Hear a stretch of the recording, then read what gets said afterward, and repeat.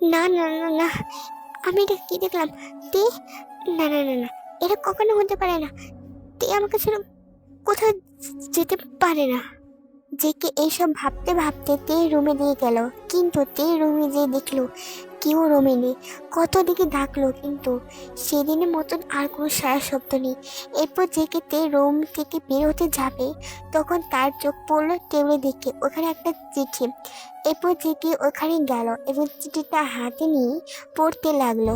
প্রিয় জাঙ্কুক, আমি প্রথমে একটা কথা বলতে চাই। আমি আপনাকে অনেক বেশি ভালোবেসে ফেলেছি, আর আপনি আমাকে একটু ভালোবাসা দেন নাই। আমি এটা মানতে পারছি না, তাই আমি ঠিক করছি আমি আপনার জীবন থেকে বহু দূরে চলে যাচ্ছি। আপনি নিজের সাথে ভালো থাকবেন প্রিয় জাঙ্কুক। আর শেষবার একটা কথা বলতে চাই, দয়া করে সিগারেট খাবেন না, এতে আপনার শরীরে ক্ষতি হবে। ভালোবাসি জীবন জাঙ্কুক। ইতিতে জেগে চিঠিটা পড়ে কান্নায় ভেঙে পড়ে। সে কখনো ভাবতে পারেনি যে তে তাকে ছেড়ে বহু দূরে চলে যাবে। জেকে বুঝতে পেরেছে সে একে কতটা ভালোবাসে, কিন্তু তার আগে তে তাকে ছেড়ে চলে গেল। তে, তুমি কোথায় তে? আমি তোমাকে ছেড়ে বাঁচতে পারবো না তে। তোমাকে আমি অনেক বেশি ভালোবাসি তে, তুমি কোথায়? জেকে এমন চিৎকার শুনে লিসা তাড়াতাড়ি তের রুমে আসে, আর এসে দেখে জেকে ফ্লোরে বসে কান্না করতে থাকে। এরপর লিসা জেকের কাছে যেয়ে বসে পড়ে এবং জেকের কাঁধে হাত দিয়ে বলে, বাবু, তো তোমার কি হয়েছে? তুমি এইভাবে কান্না করছো কেন? তুমি ঠিক আছে তো? তোমার কিছু হয় নাই তো? লিসার এমন কথায় জেকে লিসার দিকে কটমট দৃষ্টিতে তাকায়, আর রাগের দৃষ্টিকে লিসার উদ্দেশ্যে বলতে থাকে, স্যার, আমি শুধু তোর জন্য আমি আমার টেকে হারিয়েছি। আমি তো কাজকে মেনেই ফেলবো। আমি তোর জন্য আমার আমার ভালোবাসা মানুষকে আমি হারিয়েছি। এটা বলে জিকে যে লিসার গলা ধরতে যাবে, তখন লিসা হাসে দেয় এবং হাসতে হাসতে বলতে থাকে, সিরিয়াসলি আমার দোষে তোকে ছেড়ে গেছে? এবারে হাসালি জিকে, হাসালি। আমার জন্য না, তোর জন্য এবং কি তোর দোষের জন্য তেই তোকে ছেড়ে চলে গেছে। আমার অনেক হাসি পাচ্ছে তোর এমন অবস্থা দেখে। হ্যাঁ, লিসা তো ভুল তো কিছু বলেনি, লিসা তো ঠিকই বলেছে, তার জন্য তাকে ছেড়ে চলে গেছে। এরা তো লিসার কোনো ভুল টুটি কিছু ছিল না, তার দোষে এসব হয়েছে। শোন জীবন যাক, আমি তোকে শুধু টাকার জন্য বিয়ে করছি, আমি তোকে কখনো ভালোই বাসিনি, বুঝছিস তুই? যে মানুষ ঘরে বউ রেখে প্রতিবাদে মেয়েদের সাথে আমি তার সংসার করতে একদম রাজি নই। নিসার এমন কথায় জেকের বুকে যে লাগছে, এখন যদি তেই থাকতো তাহলে অবশ্যই অবশ্যই নিসার উদ্দেশ্যে বলতো, তুই নিজেকে কি মনে বসে, তুই অন্য সামনে দিকে নজর দিস, তো লজ্জা কারণে একটু বিবেকটা আটলো না? আবার এসে 29কে ধরতে, তোকে লাঠি দিয়ে ওখানটা পাঠাই দিব। যে কি এইসব ভাবছে এবং তার চিল্ল হেসে লিসার উদ্দেশ্যে বলতে লাগলো, আমি বুঝতে পেরেছি আমি তোর মতন মেয়েকে আমি কখনো ভালোবাসতে পারিনি। আমি সেটা তেকে ভালোবাসি, এটা আমি অনুভব করছি। আমি তোকে জীবনেও ভালোবাসিনি লিসা। এই মুহূর্তে তুই আমার বাড়ি থেকে বের হয়ে যেতে, তুই যদি না বের হস তাহলে তোর লাশ বের হবে। যাচ্ছি যাচ্ছি, তোর মতন এই পুরুষের বাড়ি এই লিসা কখনোই থাকে না। আমি কেন, কোনো মেয়ে থাকবে না। এটা বলে লিসা হন হন করে চলে যায় এবং জেকে তের পিকনিক কল্পনায় ভাবতে থাকে। জেকে তুমি এমন করছো কেন? তেগুকে কিন্তু উঠে যাবে, তাহলে কিন্তু একটা মহা ঝামেলা হবে। জান, তুমি এমন করছো কেন বলো তো? আমি তোমাকে কতদিন কাছে পাই না, থেকে কি উঠবে না দেখে নিও। হ্যাঁ, তুমি কি করবে আমার সাথে বলো তো? ওইটা ওইটা ওইটা বোঝো না বেবি, চলো প্র্যাকটিক্যালি বুঝিয়ে দিই। এটা বলে জেকে যে কিস করতে যাবে, তখনই পেকুকি উঠে পড়ে এবং বাবা মায়ের উদ্দেশ্যে বলে, মনে এসে গেছে। এই যে আব্বু, তুমি এমন লোক ইটিস করছো, মই কিন্তু করতে দেবো না, দেখে নিও তুমি। এই পেকুকি ছাড়া কিচ্ছু হবে না।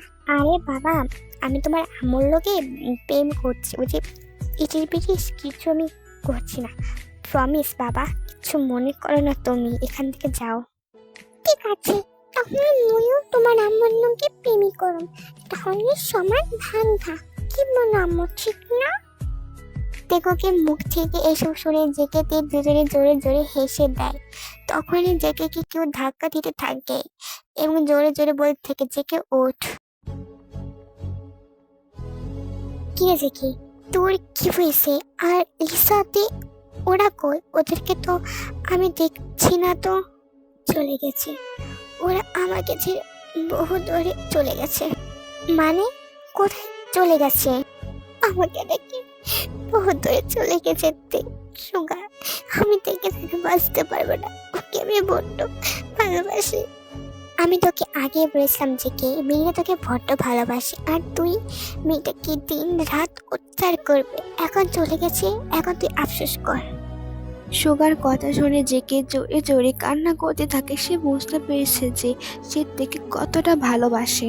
কিন্তু যে কি এখনো বলছে, কিন্তু এখন তো আর সময় নেই। তুই তো তাকে ছেড়ে বহু দূরে চলে গেছে, সে তো তুই তাকে তো মূল্য দেনি। এখন তেনি এখন মূল্য সে কাকে দেবে সে তো বুঝতে পারছে না।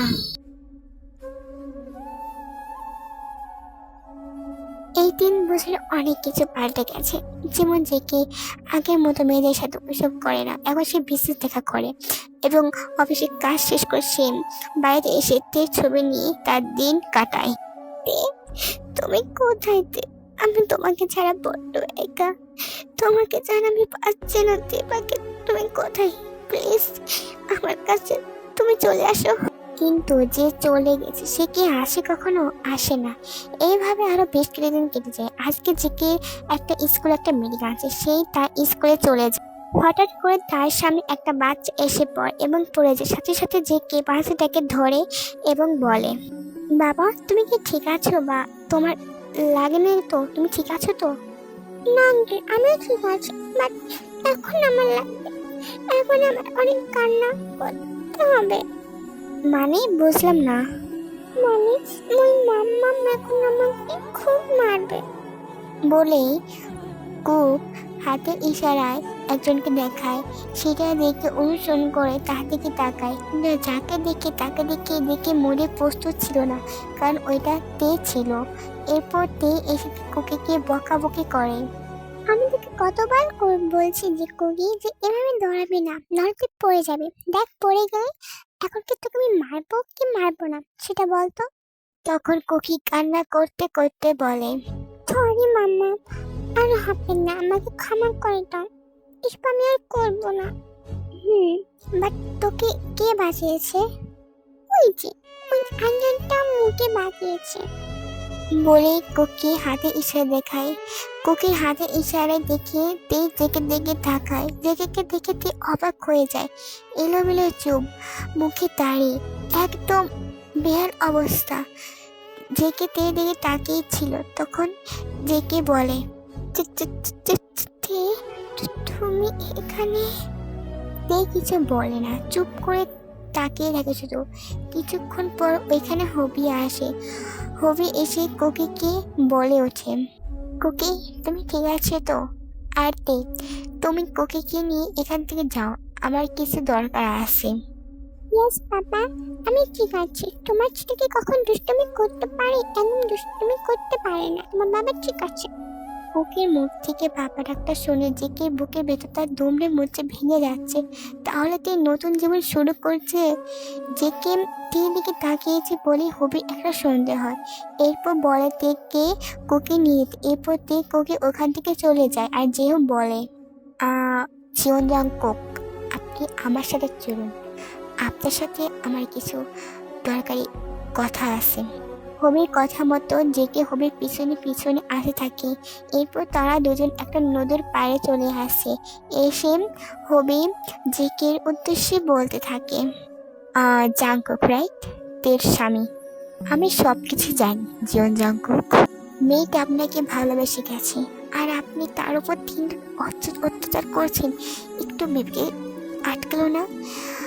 দুঃখের বিষয়ে তে আপনাদেরকে মুভ অন করে নিয়েছে। তে শুধু এখন আমাকে ভালোবাসে, আপনাকে আর ভালোবাসে না। আর আমাদের 3 বছর একটা ছেলে আছে, তার তো আপনি তো চোখের সামনে দেখলেন। হবির কথা শুনি যে কি তার ছিল হাসে আর বলে, আপনি চিন্তা করবেন না হবি, আমি আপনাদের জীবনে দ্বিতীয় কাটা হব না। দয়া করে দিকে ভালো রাখেন, আমার মতন ওকে আর কষ্ট দেন না, তাহলে আমি ওকে মানতে পারবো না। আমি ওকে এখনই ভালোবাসি, দয়া করে ওকে এই কথাটা বলে দিন। এটা বলে জেকে তাচিলে হেসে ওইখান থেকে চলে আসে আর হবির জেকে যাওয়ার দিকে তাকিয়ে থাকে আর মনে মনে বলতে থাকে, আপনি যদি ভালোবাসতেন তাহলে এমনটা কখনই হতো না। যাক, আল্লাহ যা করে ভালোর জন্যই তো করে। আমি আজ তোমাকে খুব ভালোবাসি, দোয়া করে তুমি নতুন জীবনে সুখী হও। তুমি যদি কখন খারাপ লাগে তাহলে তুমি আমার কাছে চলে এসো, আজ ভালোবাসি। আমি আজ আপনাকে ভালোবাসি জীবন সাহেব, আমি আপনাকে সেই কবে মাফ করে দিয়েছি, কিন্তু আমাদের ভাগ্য সহায়নি, তার জন্য আমরা এক হতে পারলাম না। আপনি ভালো থাকেন, আমি এটাই দোয়া করি। আর আমার ছেলে তো আপনারই সন্তান, জীবন জাঙ্কুক। যে কি এখন হারে হারে বুঝতে পারছে সে কাকে হারিয়েছে, সে একটা হিরেকে হারিয়েছে। সে তাকে অবহেলা করেছে আর সেই মিলে তাকে পাগলের মতন ভালোবেসেছে। সময় তাকে মূল্য দেওয়া উচিত, নাহলে ঠিক এইভাবে ভালোবাসা হারিয়ে যায়। যে কি এবার একা হয়ে গেছে, তের স্বামী সন্তান নিয়ে সুখে শান্তিতে থাকছে, আর যে কি একা আছে। সে নামাজে বলেছিল যে সে একজন কাঁদবে, হ্যাঁ যে কে এখন কাঁদছে শুধু তের জন্য। সব ভালোবাসা যেন পূর্ণতা পাক, এটাই দোয়া করি।